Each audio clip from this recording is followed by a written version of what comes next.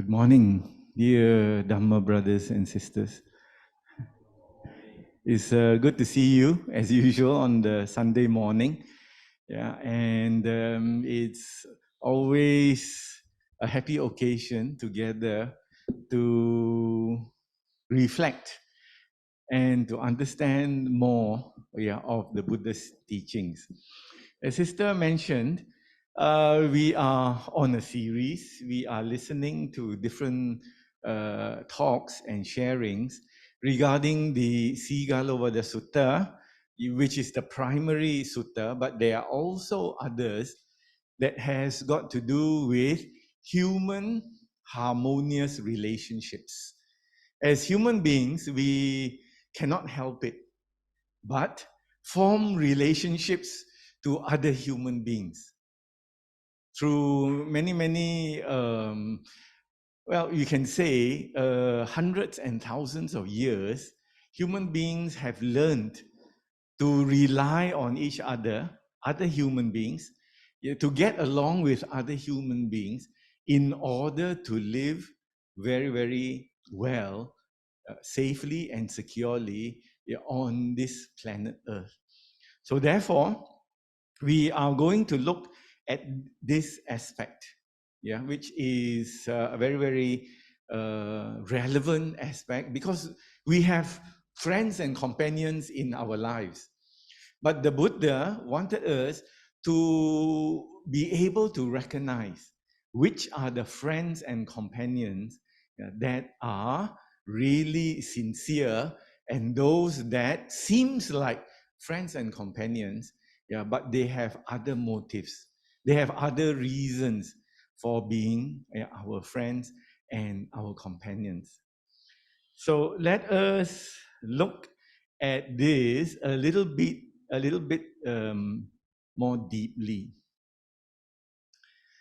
So as I mentioned, we develop harmony through the interdependence between ourselves and also others. When you come to an organization such as Nalanda, we have to rely on each other because we have different skills. We have different ways of doing things. So we will ask certain people to do certain things that they do very well. And we cannot do so well. For example, if you ask me to put up a flower arrangement to offer to the Buddha, I can't do it so well. Yeah, but there are others here who are very good. So I rely on them. Or rather, Nalanda, the organization, relies on them. And there are some here who are very good at organizing activities. So these people are given the responsibility to organize and to promote, to tell other people about such activities so that they can come here and participate. So there is an interdependence. I rely on you and you rely on me. So because of that, there is harmony. Yeah, we know that there is a good working relationship. We know that there is a good human relationship between one person and the other. And for that reason, when we come here and when we see each other, there's a great happiness because we know that everybody here is dedicated to studying and practicing the Buddha's teachings. So here we get a sense of safety, isn't it? We get a sense of security. We get a sense of companionship. These are people who are like me. And there are also interesting behavior that is happening in that we can leave things around or expensive and precious things around and expect that those things are not stolen. Why? Because the people who come here practice precepts. They observe the precepts. They are practicing morality.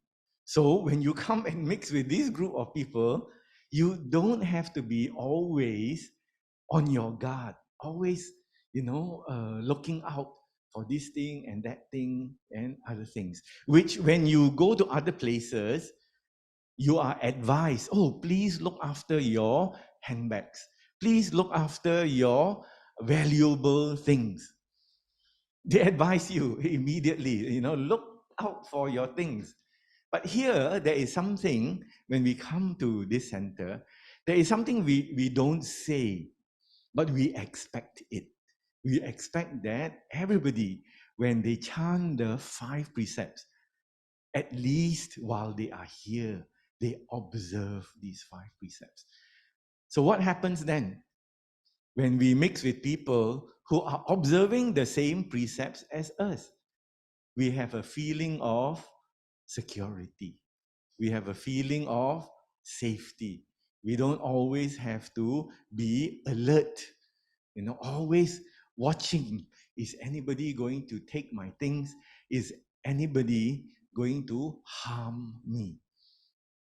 So your mind is clear, yeah, and to a certain degree, your mind is at peace, yeah, that this is a safe place to be when you come and mix with this group. So what do you call that? We call that harmony. Yeah, we feel happy, we feel safe, and we are very happy to trust each other. Yeah, here, brother, can you look after my things? Yeah, and then if you ask me to look after your shoes, okay, we look after your shoes as well, so that when you come back, your shoes are there. Yeah, I've had the experience that when I go to other temples, sometimes the shoes disappear. Yeah, sometimes they don't disappear. You know what happens? Yeah, my slippers are replaced by an older slippers. Exactly the same. Yeah, but when I come back, I put it on.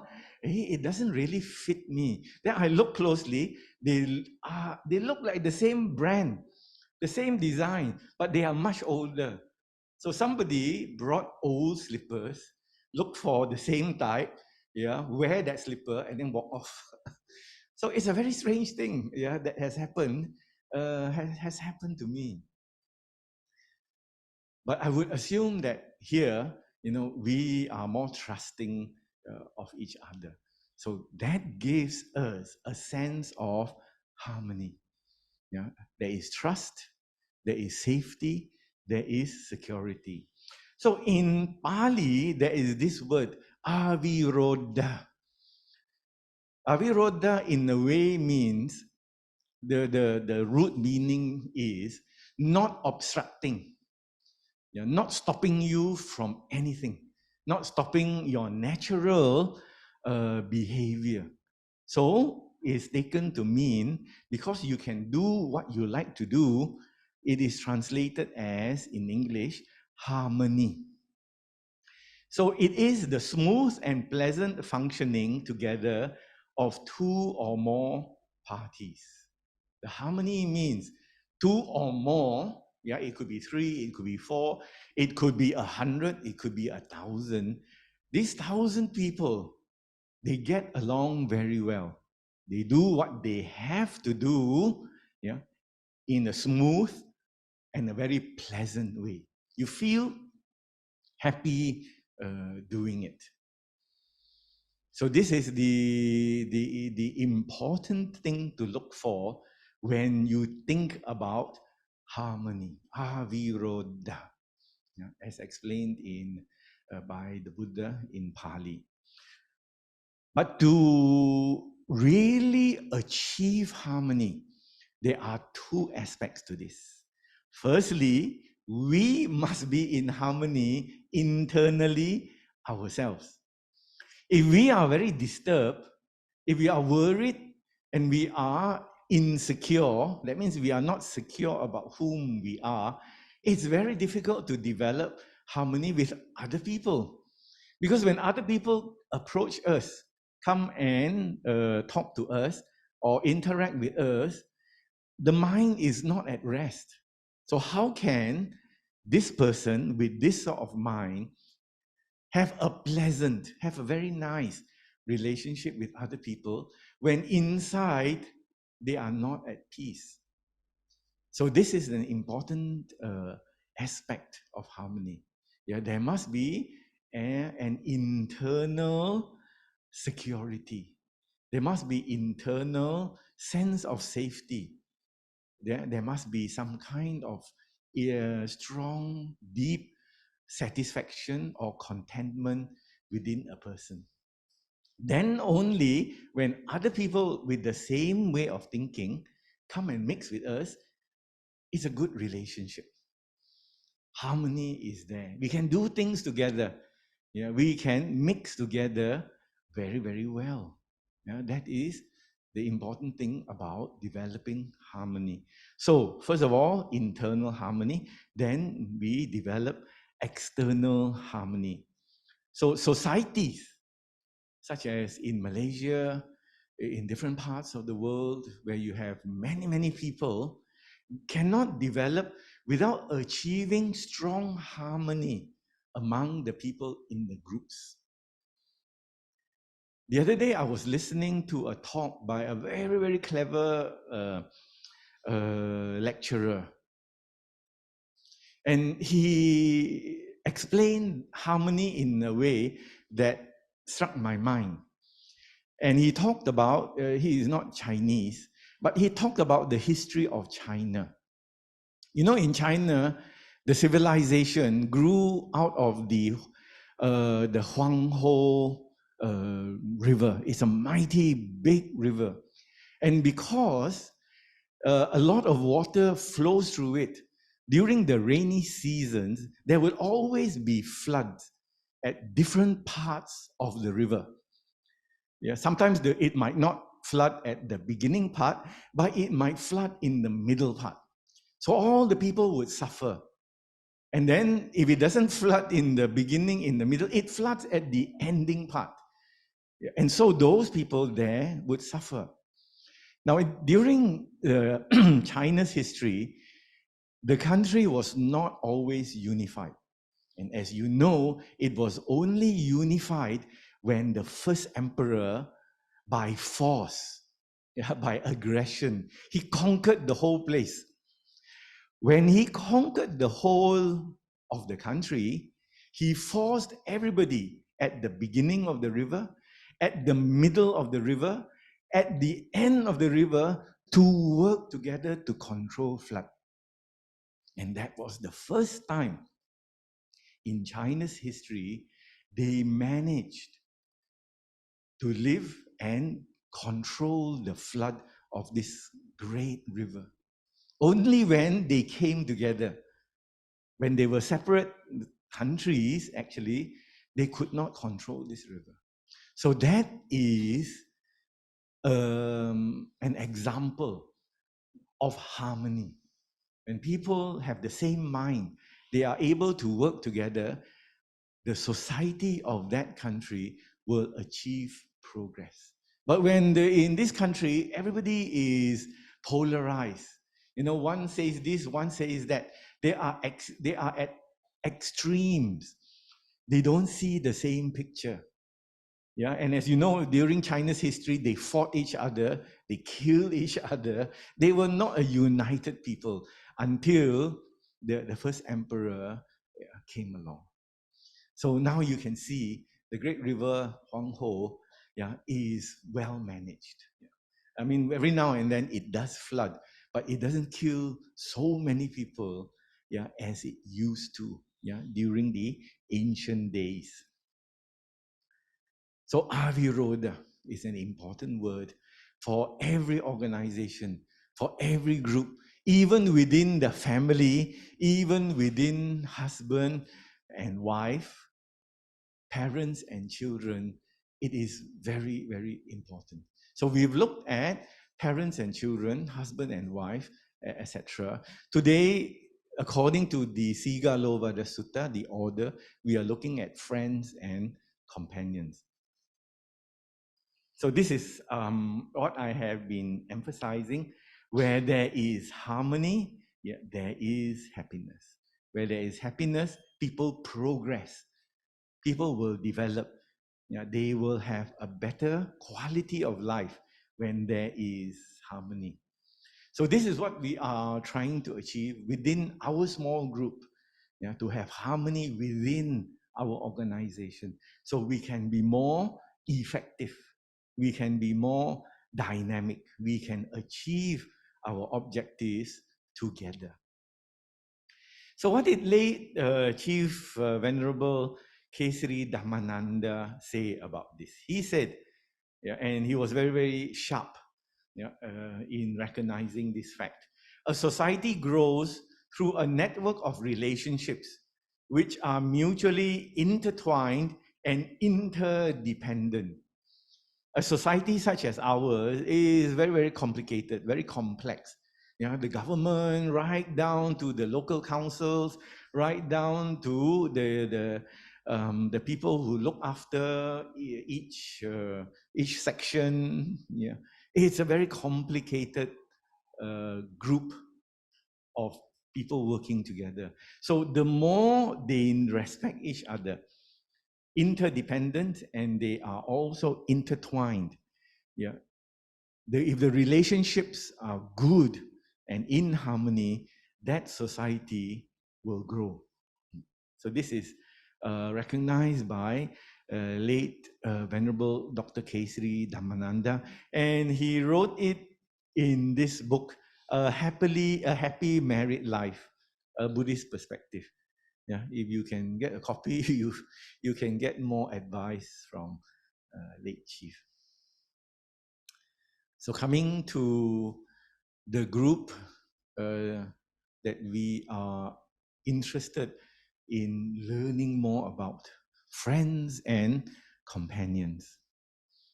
Good friends, and this is my thinking and the thinking of a lot of very clever people I have come across when I did my research.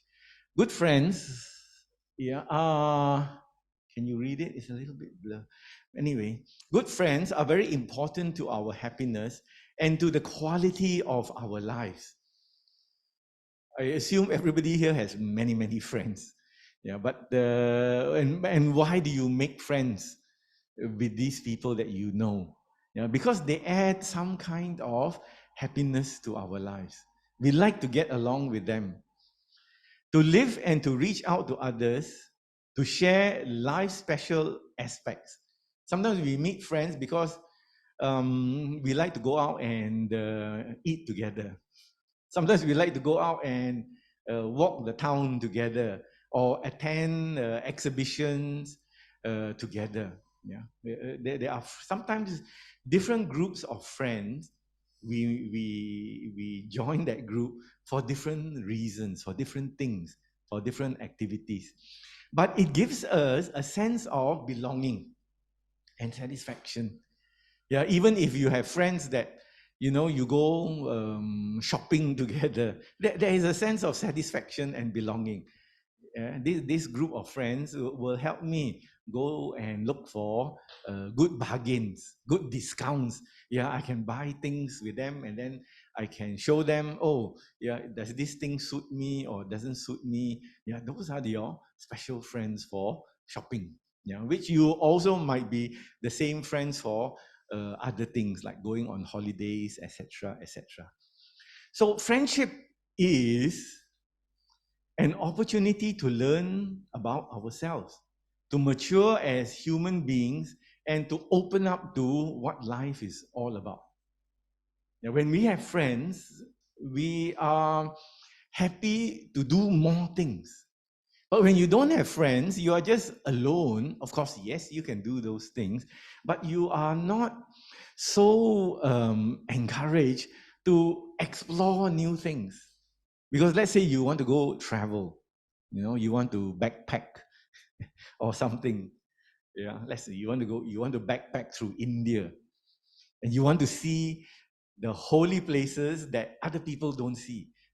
That way, when you backpack, then only you can see those places. But you need a friend to do it. Yeah, you can't go alone. And you can if you go, if you want to, but then you will have to be extra careful. about certain things, because when I did this, when I backpacked through India, there were two of us. So one of us will look after the bags, and the other one will go and buy tickets. Yeah, and but still, we somehow even, because even though we practice that, yeah, we did lose some money. I don't know how that happened. Yeah, in India, there are some very mysterious things. So you have to be extra, extra careful. Yeah, maybe not two, maybe three people, yeah, looking after each other. We learn that though we are not able, we cannot choose our family members. Yeah. We are born into a family. And that's it. You know, your father, your mother, your brothers, you have to live with them, your uncles, your aunties, your cousins.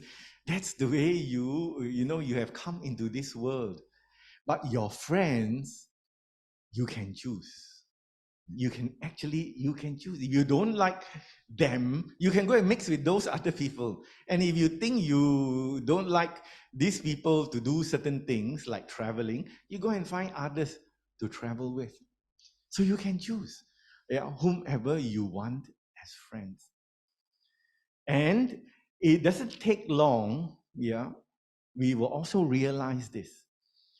The friends we choose, in turn, have a great effect on us. Some people know this very well. They recognize this fact. They realize this fact very, very easily. But some people, they know it, but they don't want to recognize it. I mix with these people so that I can go and do some very, very strange things, like drinking and whatever, whatever. And these people, they affect the person, but the person doesn't want to think about it so much because he thinks he's having a lot of fun. I don't want to think about my friends, what kind of people they are, as long as we go out and have a good time together. So you have to recognize that. Then, what does it mean? We have to be more careful about the friends that we are bringing into our life. We have to really see. It doesn't mean that you are judging your friends all the time.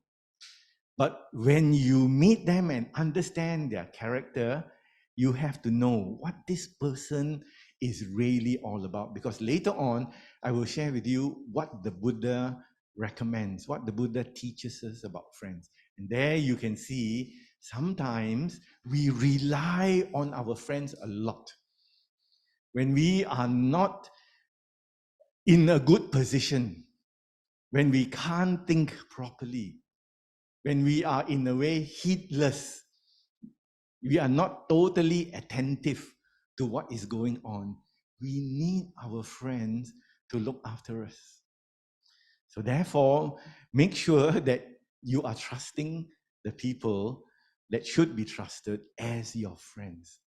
Look carefully. In a while, you can work it out. You can understand it. But that doesn't mean that you must keep on judging them. You did this. You did that. You cannot be my friend. Once you have trusted them, yeah, you really have to open your heart to them. So friends they can influence important decisions we make in life. So it is important that we reflect on the meaning of friendship and the nature of people we know as our friends. So today we will start some kind of discussion on it. Afterwards, I think we will have a short discussion, and then you can express and review and reflect, yeah, on what the kind of personalities you think, yeah, will make good friends. So let me start not with the Sigalovada Sutta. Let me start with this sutta called the Mitta Sutta. Mitta means friend. Yeah. And it is very close to this word metta. Metta and mitta are kind of related because metta means, what does it mean? loving kindness.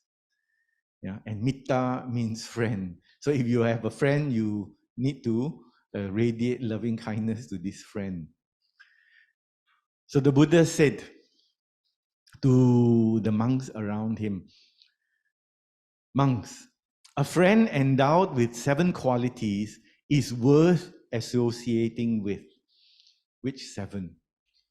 So the Buddha immediately, when he starts this talk, tells the monks, wherever you are with, you have to look out, for the qualities of the people that you are mixing with.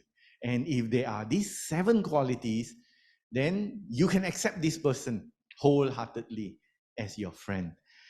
Number 1, I say he, but it could also be she. He gives what is hard to give. What does that mean? Nowadays, people give what is easy to give, but when hard to give, I cannot give. See, easy things, sometimes advice also, comments, opinions, very easy to give. I think this will happen in the government now. Very easy. Talk. Hours can talk. Very easy. But when it comes to real solid advice, not so easy. But there are things that a person, it is not easy for the person to do. But if he or she is a good friend, will do it for you. Let's say something happens, and you need to be taken to see a relative in the hospital. And this friend is so busy. And you say, oh, I have to see my relative in the hospital. Can you take me there? If he's a real good friend, this person will take you. It's not easy because he might be very busy or she might have so many things to do, but still will do it for you. So this is what it means. On the other hand, also on the other side, can you as a friend do it for the other person? Are you what they call fair weather friend? Fair weather. The weather is nice, then you're a friend. But when the raining, that time you're not a friend.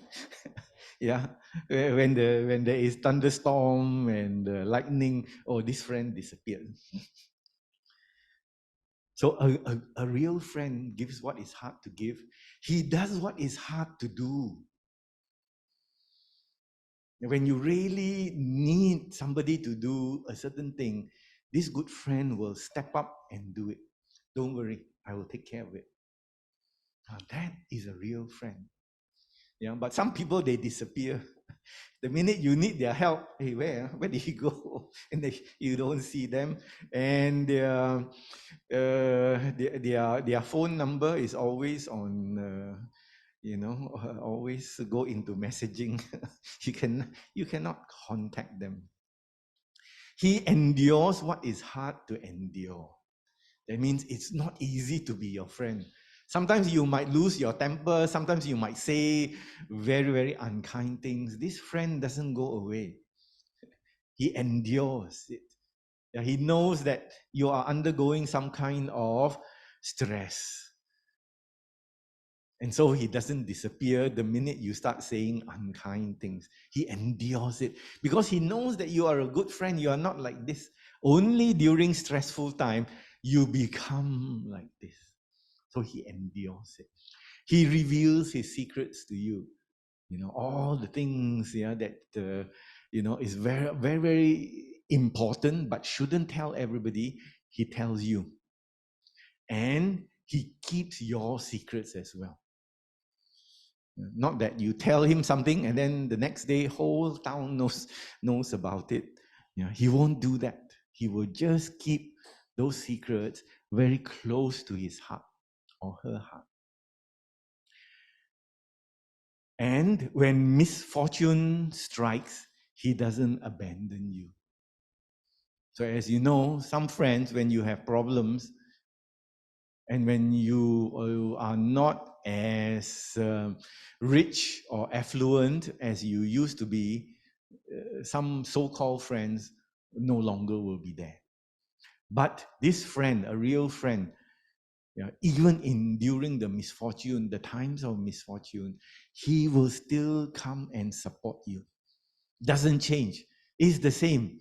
You know, during the good times, he or she is like this. During the bad times or the hard times, he or she also is like this. So you know each other well and you can trust each other. Then when you are down and out, he or she doesn't look down on you. When you lost everything, maybe, you know, you lost your job, you know, during the pandemic, a lot of people underwent some great challenges. You know, no business because nobody is traveling, nobody is moving about, so no business, and they lose their livelihood.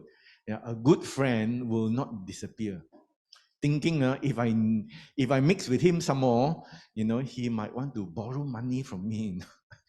So he disappeared. No, this is not a good friend. Yeah. That means doesn't look down on your present status. So a friend, the Buddha said in the Mitta Sutta, found in the Anguttara Nikaya, book of 7.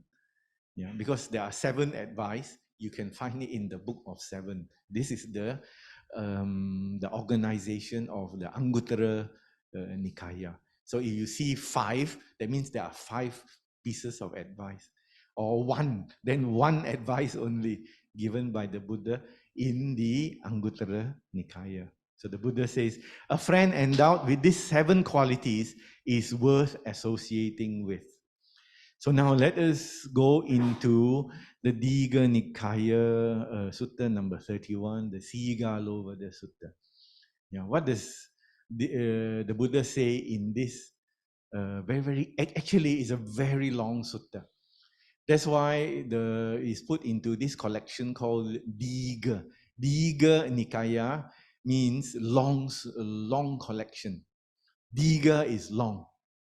So all the long suttas that when you chant, takes almost half an hour to chant the whole sutta. Yeah, most will be found in this collection called Digha Nikaya. So we have talked about in the past weeks the East, parents, yeah, and family is the East. West is wife and children. Now we talk about the North. To the ancient Indians, East is the important direction because that's where the sun rises. Then West, then North. So in this section, the Buddha talks about about friends and associates as the North. Because this young man, Sigalaka, yeah, was worshipping 6 directions. And what are these 6 directions? East, west, north, and south. The zenith, the highest point, and the nadir, which is the lowest point. So these are the 6 points. And he was doing this every day. Yeah, he would wet all his clothes, stand in the crossroads, and he would pay respects to the east, west, north, and up and down directions. And when the Buddha passing by asked him, "Young man, what are you doing?" And the young man said, my father asked me to do this. So the Buddha said, do you understand what you are doing? The young man said, no, I don't quite understand. My father asked me to do it on his dying deathbed. And so I do it as my responsibility. Then the Buddha said, now I explain to you what your father really meant. So he explains all these 6 directions. So when talking about the North, the Buddha explained in 5 ways. These are 5 ways he addressed Sigala as young householder. Should a clansman, that means a person belonging to a bigger group, minister to his friends and associates. Number 1, you have to be generous to them. Don't be stingy. Yeah, don't just take from them, and when it's time for you to give, you don't give. So that is, according to the Buddha, a very important part of the friendship. You must be generous to your friends. Number two, you must speak kind words to them. Always say nice things, encouraging things, because even in the Noble Eightfold Path, you get right speech. Speech is very important. It is a reflection of our thinking. Not just the words that you speak, but the way that you are speaking also is important. So therefore, you have to build upon the relationship. There must be kindly exchanges between you and your friends. Of course, sometimes you know each other very well. You can be very, very straightforward. Hey, come here, like that. You don't have to, be so polite because you know each other very well. But the nature of your communication is kind. It is to benefit. It is to make sure that the other person, will get something from it. If not, if it is not going to benefit anyone, just keep quiet. Don't say anything. It's better not to say than to say something later, which you will later regret saying it. Then, by being helpful and acting for their welfare, that means very helpful to them. By being impartial, which means to say the way that you see it with your understanding and wisdom, you will tell them very straightforwardly.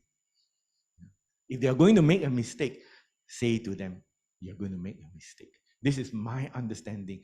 Please think carefully before you do it. Impartial. Then, by showing sincerity, you are sincere. You don't say things just to gain something. Just to be nice to some person, to get something, you offer your friendship. But after a while, once you got it, you disappear. You don't care about this person anymore. That is not sincerity. So this is how you should behave towards your friends and associates. And at the same time, the other way around, the friends and associates, when you treat them well, this is how they should behave towards you. You should have brought your friends today. You now behave like this towards them. You should tell your friends, hey, now I'm so good to you. You must be good to me. Come and listen to this talk. So it's a two-way thing. The Buddha understood this so well. It's not just you are good to others, but those others must be good to you too. So, number one, you must protect him or her, your friend, when he is off guard. That means not all the time we are very sharp and alert. By guarding his property when he is heedless, that means he might be very sad or he might be intoxicated. Yeah. So you must look after his things or her things when this person is maybe depressed, very sad, undergoing some anxiety, cannot think properly. So you have to look after her property. By being a refuge when he is in danger. So when this person is facing some really great challenges, it's a dangerous time for this person. Yeah, you must be a refuge to him or to her by not forsaking him in his troubles. Yeah, it's like I said, you are not a fair weather friend. Yeah, that means during bad weather, you are still there. And lastly, you have to show respect to his family as well. Yeah. So I remember when I was young, my friends would come to the house, and most of them were very polite. And they would say to my mom, "Hello, auntie. How are you?" And some of them got on very well with my mother, so friendly, with my mom. Yeah. So this means that you are showing due respect, to the family members. So in this section, the Buddha outlines how you can ensure the friendship stays strong. We have to reflect upon this. Sometimes we do it naturally because we are very good people and we are very good friends. But there are times you really need to reflect. Are there certain things you are doing and there are certain things you are not doing? And share this kind of teachings with your friends as well, so that they will at least understand what it is, yeah, to have good friendship. Now, this is an important part. Of all the advices, I wanted to add this in because it's important for us to know, yeah, the different kinds of friends we have. And the Buddha described these people as enemies disguised as friends. They look like friends, but when it comes to the crunch, when really time to test them, yeah, they will not do what friends do. So the Buddha said, be very careful with these people. There are 4 of them. Yeah, and the titles of these friends are: number 1, the taker; number 2, the talker; number 3, the flatterer; and number 4, the reckless companion. There are 4 of these. The Buddha was very astute, very sharp. He can just, recognize and describe them. So number 1, the taker. The taker can be identified in 4 ways. Number 1, this person only takes. He asks for a lot while giving little. Even when give back, very little give back. By offering a helping hand only out of fear. When he's afraid that he will lose you as a friend, then only come and help you. Other times, other days, other opportunities, not there. Then you say, I really need your help. If you don't come and help me, I will cut off with you. Then only suddenly appear. Oh, I'm here. Out of fear of losing you as a friend, suddenly, appear at your front door. I'm here to help you. Anything you want. Only when you threaten the person, then only they appear. And lastly, by offering a thing in order to gain something. Now, you can understand. They offer you small thing, but they want to gain a big thing. Maybe they take you out for teh tarik, and they hope that you can recommend them for a big project. Something like that. Small thing, but they want to get a really big benefit, from it. So this person is called, in the Sigalovada Sutta, the taker. Number 2, the talker. You can see the drawing which I managed to find. It talks a lot. The talker can be identified in 4 ways. By reminding you of past generosity. He reminds you, 10 years ago, I took you out for teh tarik. In those days, teh tarik is about 50 cents. But I took you out for 2 teh tarik, So he reminds you of the past generosity. But in the present moment, he doesn't spend any money on you. By promising future generosity. When I get this project, I will really cheer you to eat something nice. I will take you out to eat something nice. The future, which you never know. It's about the future. Then, by mouthing empty words of kindness. These words just come out. Easy for the person to say kind words, but don't know whether he or she really means it or not. Then lastly, by highlighting personal misfortune when called on to help. I really want to help you, but now my money is tied up in the bank or FD, and I cannot take anything out to help you at all. I hope you be patient with me. Cannot really help you. Even 100 ringgit also I can't take out of my account. So it cannot help you at all. Give you all kind of excuse when you call upon them to help. So Afterwards, we will discuss this. See whether you have come across this type of people, yeah, in your life. So the taker and the talker, now the flatterer. Yeah, say all kinds of nice things. Yeah, the flatterer, you can identify in these four ways. He support your bad behavior. Whatever you want to do, yeah, the flatterer say, oh, good, good, good, you are doing very well. Yeah, do some more. By he also support your good behavior. When you are doing good, also say the good, say nice things. Oh, this is very good of you. When you do bad things, also very good of you. By praising you to your face, yeah, in front of you, say all kinds of good things. Oh, you are so capable. You can do so many things. I really admire you. But at the back, put you down. Hey, actually, he's very lucky. If he's not lucky, he can't do it. I know him for 10 years. I know he cannot do. So put you down. That means say bad things. Really, slander you, slander you whenever he can. So that is the flatterer, right? So here you see the picture. When your back is turned, he tells people all kinds of bad things about very nice pictures, so I had to include this. And lastly, oh, this is a very dangerous person, the reckless companion. Reckless means don't care whether good or bad, also still want to do.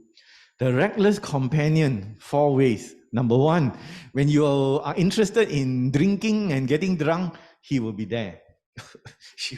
she will be there also, but they will never buy drinks, and you have to buy for them. Right? So when you are doing things that are not good, he or she will come and support you. And do some more. Come on, don't just drink one round, drink a few rounds together. I will accompany you.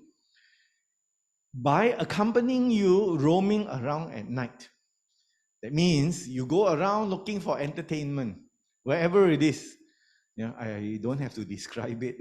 Whatever type of entertainment, he or she will be there. Yeah, this one very good. This one also very good. We go to lah. You can't make up your mind. We come out of this one, then we go to the other one. Right. Always there when there are bad things to do. Yeah. Then by accompanying you at partying, real party animal. Yeah, when he's come to enjoy, really enjoy with you until totally, tired already. And lastly, by accompanying you at gambling. All four things the Buddha was really not in favor of, because the Buddha understood the dangers of these four activities. And the friends who encourage you, go with you, ask you to do some more. Those are the dangerous people. They are your companions, but they are very reckless. They don't really care. In their heart, it's not about you. Yeah, it's about let us go and do bad things.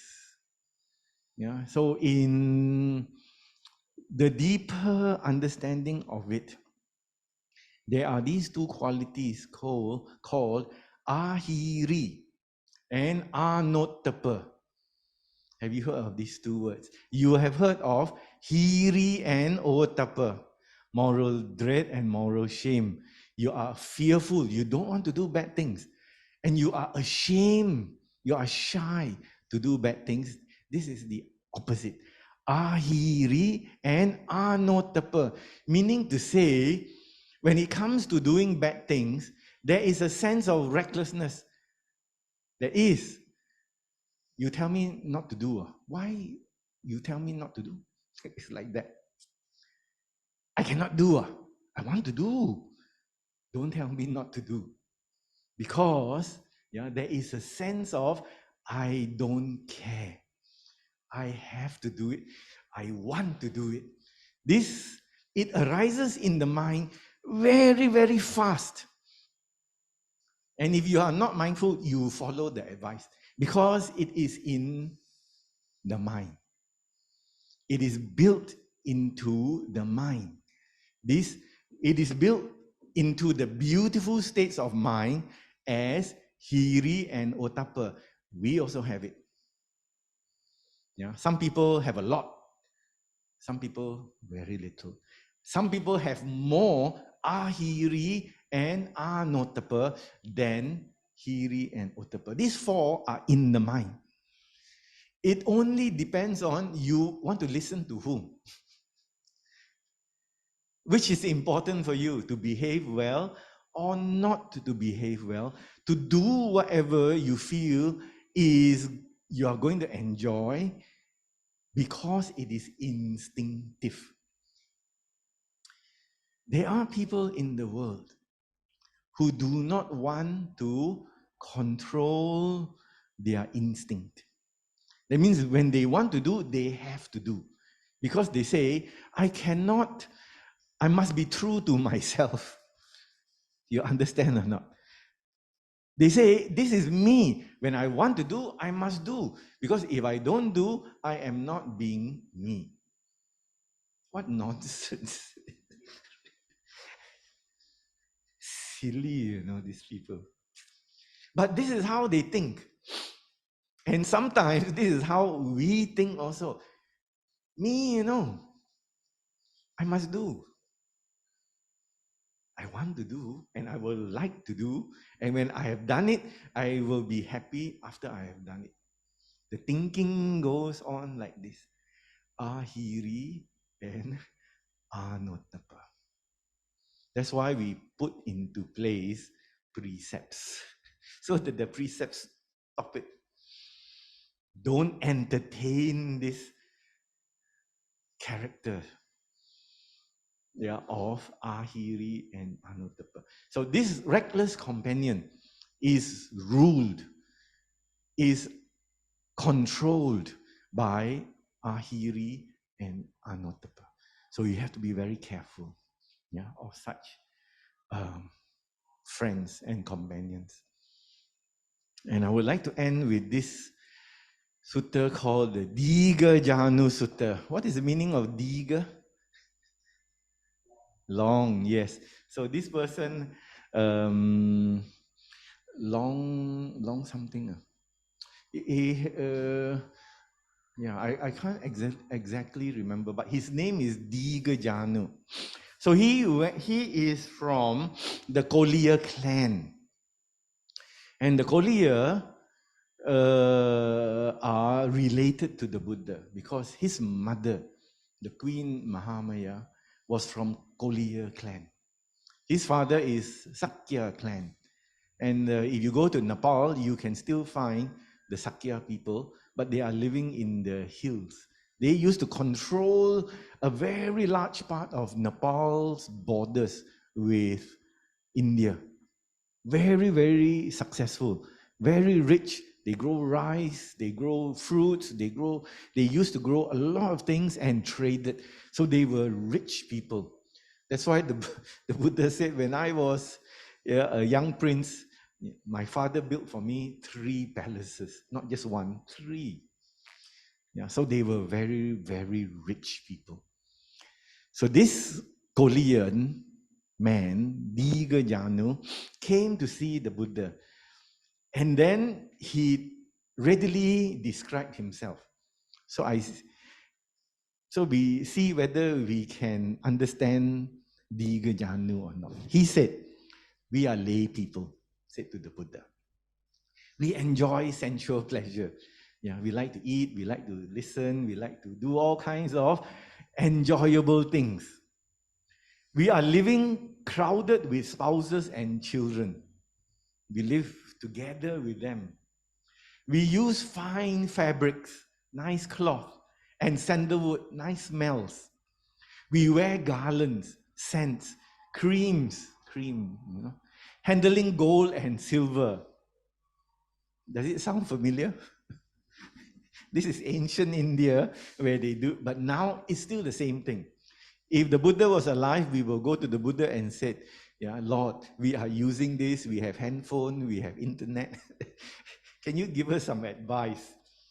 So, Digajanu asked the Buddha, may the Blessed One teach the Dhamma for those like us, for our happiness and well-being, listen carefully, in this life, for our happiness and well-being in lives to come also. Cover both bases. Yeah. Now I want to be happy. Next time also in another life, I want to be happy. So clever. Yeah, he said to the Buddha, yeah, tell me how to be happy and harmonious here and happy and harmonious in the next lives to come. And the Buddha said, because the Buddha understood the purpose of Digajanu asking this question. The Buddha said, there are these 4 qualities that lead to a lay person's happiness in this life and in the next. There are 4. Number 1, being consummate in initiative. That means you got to work hard in the right things. Being consummate in vigilance. You must be alert, sharp-minded, know what to do, yeah, at the right time. Not easy. Number 3, admirable friendship. Buddha always included friendship in his advices, not just to the monks, because when Venerable Ananda said to the Buddha, yeah, friendship is half the holy life, the Buddha said, no, it's not half the holy life, it is the entire holy life. To have good friends is totally important when you become a monk or a nun. Some people don't understand that. Some people think you become nun, you become monk, you must go into the jungle all by yourself and meditate. But the Buddha said, no, to have good friends is the entire character of the holy life. Here again, the Buddha talks about friendship. And lastly, maintain one's livelihood in tune. That means do only the things that you can afford and are comfortable with. Don't overextend your expenditure. Now, I just extracted the part on admirable friendship. Yeah, and it is important because it starts the layman on spiritual development. So the Buddha said, there is the case where a lay person, in whatever town or village he may dwell, associate with householders or householders' sons, young or old, who are consummate in conviction, consummate in virtue, consummate in generosity, consummate in discernment. Yeah, I'll explain this. This is the sutta, the Buddha's words. He talks with them, engages them in discussions.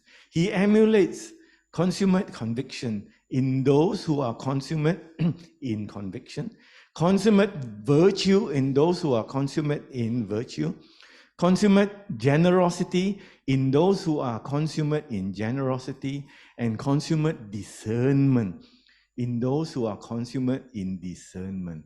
This is called admirable friendship. So, moving on from the Sigalovada Sutta, this is important because the Buddha also wanted the lay people like Digajanu, who use money, who use gold, who use silver, who likes to wear nice clothes, who likes to have cream and nice smelling perfume, like us. The Buddha added this quality of admirable friendship. And what it means is, number 1, this person goes and encourages. This good friend, the admirable friend, encourages, develops, tries to strengthen the 4 qualities in ordinary laymen. Number 1, Because this is for the future. This is for your future life. Spending money now is for now. Enjoying is for now. But the Buddha says, let us be wise enough to go and create good futures, future births and lives for us. Number one, there must be conviction. What is this conviction? Another word for conviction is saddha. You must have trust, understanding, knowledge of what is good and what is not good, what is Dhamma and what is not Dhamma, Dhamma. You must know. So you have the conviction that this is the right path. Then only you have secure future birth. If you have all kinds of funny ideas, you are committed to practicing very strange rites and rituals, you cannot have good future birth. So knowing what is Dhamma and what is not Dhamma, having faith in the Dhamma. The Buddha didn't say my Dhamma, he said the Dhamma is important. Conviction. Number two, virtue. Behaving in the right way. Yeah. Guided by Hiri and Ottappa. Then generosity. Be willing to give so that others can benefit. You want it, they want it. And even though I want it, I give it to you. That is called generosity. It's called jaga. C-A-G-A, jaga. The willingness to give something that you want. It is not like, oh, my old clothes, I give it all to you. That is not jaga. Yeah, you have bags of old clothes and your kids cannot wear, you cannot wear, other people cannot wear. You just take, now I do charity. It is charity, yes, but it is not jaga. Jaga means you want it, it's important to you, it's precious to you. But the other person also wants it, it will be of benefit to them. You still give it to them. That is called jaga. Right? And after you've given it to them, don't feel a hole in your heart. Oh, I gave it away. No, you cannot. You are happy. You are full. You are contented to give it away. This is why it will build good future. Right? So that's why the generosity comes in. And lastly, discernment. Discernment, that means it's an aspect of wisdom. You are able to tell what is good and what is not good. You know, what is beneficial and what is not beneficial. What gives you good future lives and what will not give you good future lives. So the Buddha included this under friendship. So if you have somebody, if you have good teachers who are able to teach you, tell you, remind you of these things, yeah, the Buddha said, is a good friend. Not just talk about enjoyment, but also tell you, you have to do these things. Yeah, that is a good friend. Admirable friend. So with that, there isn't much time. If you really want to discuss it, we need at least one whole day to discuss this aspect on friendship alone, you know. But all the other 6, you need 6 days, yeah. Because there's so much the Buddha really taught about having a good lay life. You know, it's not taught to the monks, it's taught to the lay people. This young man, Sigala. Right? But on top of that, you can find many other suttas, you know, where the Buddha said, emphasize again and again, must have good friends. Know your good friends. know what they are doing and what you and them can do together. So have a group of these friends, not just a group for the enjoyment part. Have friends that you can do dana with. Go somewhere and do giving. Give things that are really, really will benefit others. Have friends that you, whenever you hear that there is a good Dhamma talk, oh, this manga, he's very wise. What are you doing on Tuesday night? Let's go together and listen. Yeah. If you want, I drive you there also. Yeah. Next time you drive me, but we will go and listen together. Make sure, yeah, don't have to watch Korean drama on Tuesday night. You come and listen to Dhamma talk. Then you must have friends that say there's a retreat going on. Bante so and so is doing 10 days, no less. 10 days. Let's go and practice together. These are the good friends. You must have friends like these. Of course, you have friends for other things, but make sure you organize, form a group that will remind each other to do these other things, because these other things are not just for now, it is for your future. So with this, I like to make the aspiration, may we be nurtured, all of us, by admirable friendship.